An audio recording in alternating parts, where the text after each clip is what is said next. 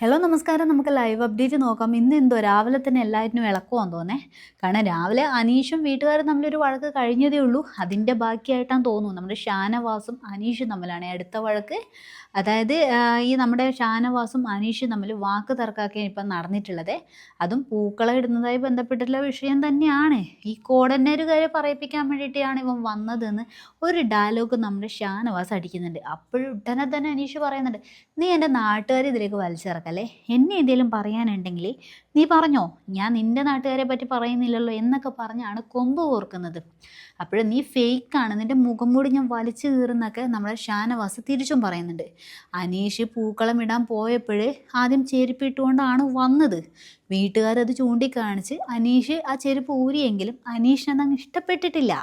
ഇതേ തുടർന്നുള്ള വാക്ക് തർക്കം തന്നെയാണ് പിന്നീട് അനീഷിൻ്റെയും ഷാനവാസിൻ്റെയും വഴക്കിലേക്ക് എത്തിയതും. എന്തായാലും പിന്നീട് ആ വഴക്കൊക്കെ അവിടെ അങ്ങ് കെട്ടടങ്ങിയിട്ട് പൂക്കളൊക്കെ ഇട്ട് തീർന്നിട്ടുണ്ട് കേട്ടോ.